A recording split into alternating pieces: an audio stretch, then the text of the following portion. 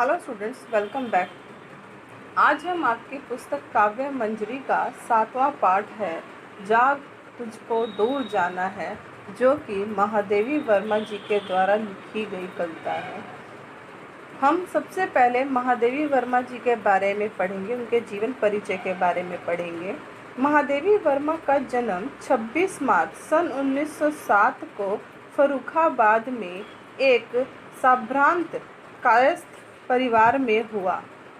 इनके पिता गोविंद प्रसाद भागलपुर विश्वविद्यालय में प्रधानाचार्य थे। इनकी माता हेमरानी देवी विदुषी और भक्त महिला थी। इनको अपनी माँ से कविता, साहित्य तथा शक्ति की प्रेरणा प्राप्त हुई। इनकी प्राथमिक शिक्षा इंदौर में हुई। बाल्यावस्था से ही इनका झुकाव काव्य की ओर था। इनका विवाह 11 वर्ष की अवस्था में डॉक्टर स्वरूप नारायण वर्मा के साथ हुआ। इनके ससुराल के विरोध के कारण शिक्षा में विघ्न पड़ा। इन्होंने देहावसान के बाद पुनः शिक्षा प्रारंभ की और संस्कृत में एमए किया। 11 सितंबर 1987 को इनका देहांत हो गया। इनकी प्रसिद्ध रचनाएं निहार, रश्मि, नीरजा, संध्या गीत, यामा, दीपशिखा, ये क्या है? ये सब काव्य रचनाएं हैं। अतीत के चलचित्र, स्मृति की रेखा, ये सब क्या है? निबंध संग्रह है। तथा आलोचनात्मक निबंध संग्रह भी जो है वह महादेवी वर्मा ने लिखे हैं। चलिए पढ़ते हैं। जाग तुझको दूर जाना है कविता। चीर सजग आंखें उन्नीदी, आज कैसा व्यस्त बाना, जाग तुझको दूर जाना। अचल हिमगिरी के हृदय में आज चाहे कंप होले, या प्रलय के आंसुओं में मौन अलसित व्योम रोले। आज पी आलोक को डोले तिमिर की घोर छाया, आज या विद्युत शिखाओं में निठुर तूफान बोले। पर तुझे है नाश पथ पर चिन्ह अपने छोड़ आना, जाग तुझको दूर जाना।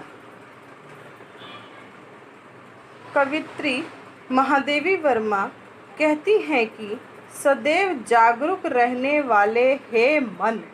यहाँ पर कवित्री जो है अपने मन को कह रही है कि सदा जागृत रहने वाले हे मन, आज तेरी आँखों में नींद कैसे भरी हुई है और तेरी वेशभूषा अस्त व्यस्त क्यों है। तू जाग, क्योंकि तुझे दूर जाना है।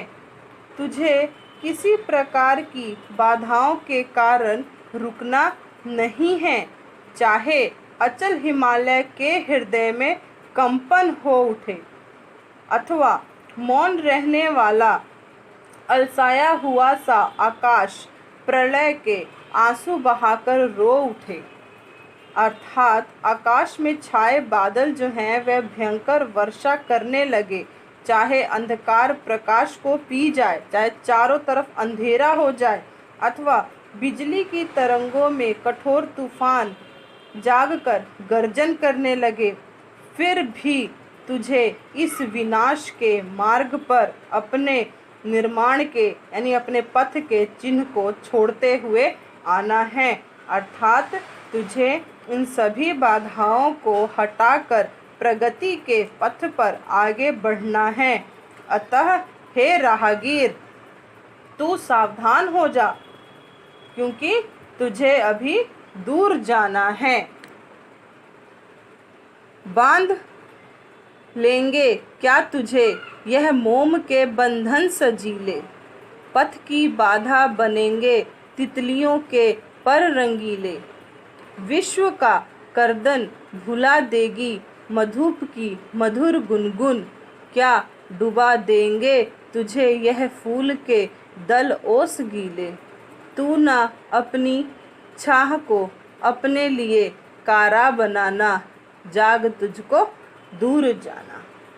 अब यहाँ पर कवित्री क्या कहती है कि हे मन, क्या संसार जो है वह आकर्षण तुझे विचलित कर देंगे और तुम अपने लक्ष्य तक नहीं पहुँच पाओगे, क्योंकि यह जो दुनिया है वह क्या है, आकर्षित है।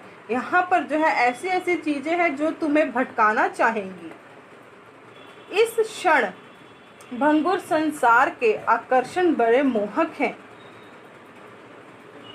इनसे तुम्हें सावधान रहना है। तितलियों के पंख जैसे सुंदर और रंगीले आकर्षण क्या तुम्हारे मार्ग में बाधा बनेंगे? क्या भंवरों की मधुर गुंजन, जो गुंजार है उनकी, तुझे संसार के करुण कर्दन को भुला देंगी? तुम्हें यह समझ लेना चाहिए कि सांसारिक आकर्षण जो है वह छाया के समान है, स्थिर नहीं है। एक पल के लिए तुम्हें छाया जरूर देंगी, लेकिन क्या है, यह आकर्षण जो है वह स्थिर नहीं है। इसलिए तुम इनके बंधन में मत पड़ना, क्योंकि तुमको अभी दूर तक जाना है और अपना लक्ष्य जो है वह प्राप्त करना है। वज्र का उर एक छोटे अश्रु कण में धो गलाया, देख किसे जीवन सुधा दो, घूट मदिरा मांग लाया। सो गई आंधी मलय की बात का अपधान ले क्या, विश्व का अभिशाप क्या, चीर नींद बनकर पास आया। अमृता सूत चाहता क्यों, मृत्यु को उर में बसाया, जाग तुझको दूर जाना। अब कवित्री क्या कहती है? कवित्री कहती है कि हे मेरे मन, तेरा हृदय ब्रज के समान था, मतलब कठोर था। तेरा हृदय ब्रज के समान था, मतलब तेरा हृदय तो कठोर था। क्या तूने उसे आंसुओं से धोकर गला दिया है? क्या तूने अपने असीम साहस को दुखों से घबरा कर खो दिया है? क्या तूने जीवन रूपी अमृत देकर उसके बदले में केवल 2 घूंट मदिरा मांग ली है?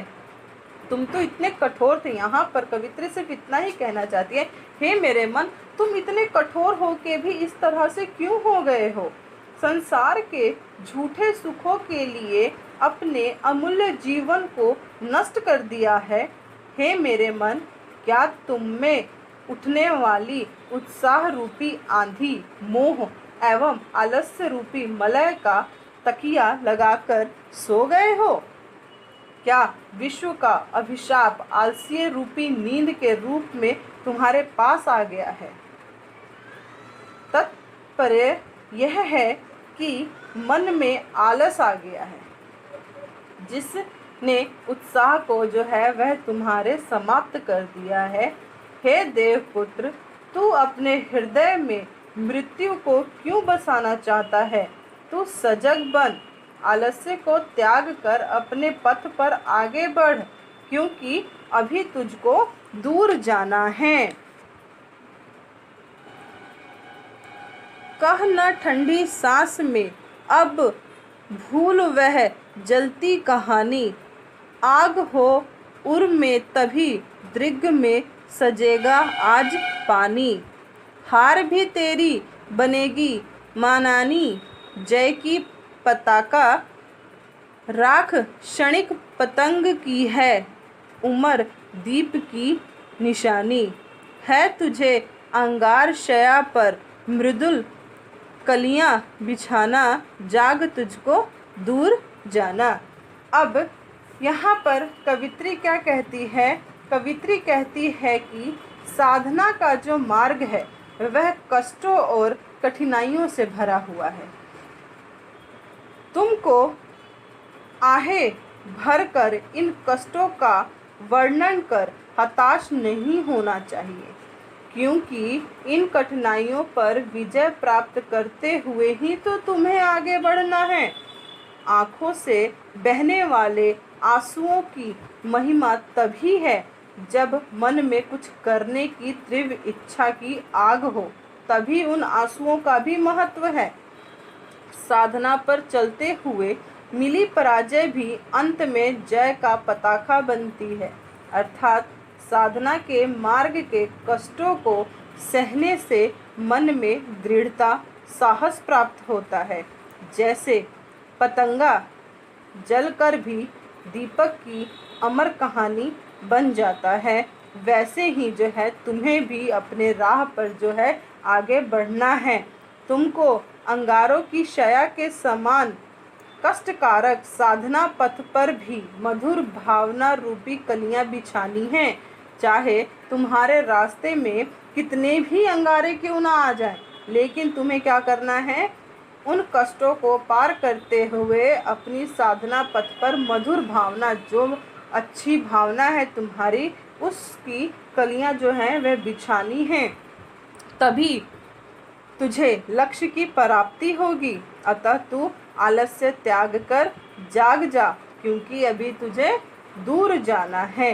ये थी महादेवी वर्मा जी के द्वारा लिखी गई कविता जाग तुझको दूर जाना है, जहाँ पर कवित्री क्या कहती हैं कि हमें जो है अगर कुछ अच्छा करना है तो हमारे मार्ग में जो है तो बहुत तरह की कठिनाइयाँ आएंगी, जिनको पार करते हुए हमें सिर्फ और सिर्फ अपने पथ पर आगे बढ़ते जाना है। यही है जाग तुझको दूर जाना है कविता।